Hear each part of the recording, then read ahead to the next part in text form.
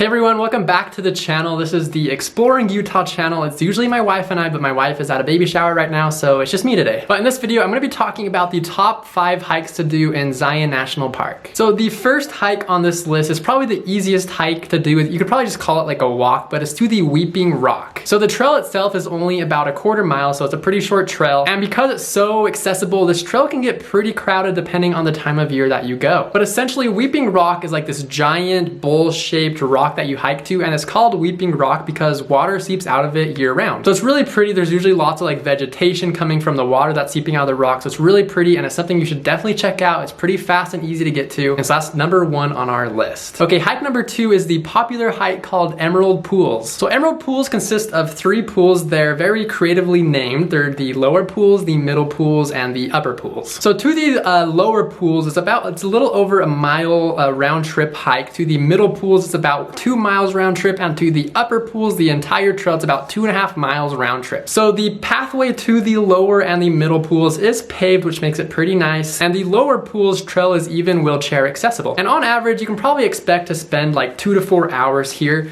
But another really cool thing about Emerald Pools is there's some waterfalls on the way up to the final or the upper pools. And at the very top at the upper pools, there's one final waterfall up there that's really pretty. And depending on the time of year, depending on like the snow melt and the rain, there can be a lot of water coming from this waterfall or like none at all. Okay, hike number 3 is to Observation Point. So Observation Point's a pretty long hike. It's about 8 miles round trip, so you can probably expect to spend about 4 to 6 hours here. But Observation Point is probably one of the best views in the park, if not the best view of all of Zion National Park. Something really cool is that from Observation Point, you even have a view of Angel's Landing. And Angel's Landing itself is already a great view. So if you have a view of Angel's Landing, then you can just kind of imagine just how amazing that view is. And so on the way up on this trail, you'll pass this really kind of cool, moody canyon called Echo Canyon. And the hike itself is a 2,100 foot elevation gain. So you can be ready for a leg workout on this one. So it's not the easiest hike, but the views are definitely worth it. Okay, hike number 4 is the Narrows. The Narrows is a very famous hike. So the length of this hike can really just vary depending on how far up you want to go, but it's usually like 2 miles round trip to about 10 miles round trip, just depending again on how far up you want to go. So the Narrows is essentially just this hike through a slot canyon. You're walking through water most of it, but there's just like these giant, huge sandstone walls on each side of you. And the water levels on this hike can really just vary depending on the time of the year. Like usually in late spring or in the summer, the water levels tend to be higher, and also the trail tends to be more crowded. But a really good time to do this trail is in the winter, even though it's pretty cold. But if you have a dry suit and you do it in the winter, you can expect lower water levels and less people. And something to be very careful about when doing this hike is flash floods, and that's because you are hiking through a slot canyon. So if there is rain anywhere around Zion National Park, it can really have a big impact on these flash floods, and you want to be very careful of that. And one other thing is that you do have to have a permit to do this hike, and you usually have to obtain that permit at least a day before doing the hike. But overall, it's a very beautiful trail, and you'll just want to make sure you come prepared with the proper equipment, training, and a permit. Okay, hike number 5, which is last but definitely not least, is probably the most popular trail, which is Angel's Landing. So Angel's Landing is definitely a pretty hard trail. It's about 5 miles round trip, so it'll probably take the average person like 4 to 5 hours to do this hike, and the hike itself is very steep. It's an elevation gain of about 1,500 feet. And the last portion of this hike is the portion that has the best views, but it's also like the most dangerous portion of this hike. And that's because you're walking on a very narrow trail, and you have these like 1,000-foot cliffs on each side of you, and so you're holding onto this chain for extra protection. And it's even more sketchy when it's very crowded, because then sometimes you have to like let go of the chain to let people pass you and then like go around them. So it's definitely more fun to do it when this trail isn't as crowded. But the views throughout the entire hike are amazing. About halfway up on this hike, you go through this canyon, which is just an entire change of scenery. It's like a very moody canyon, which is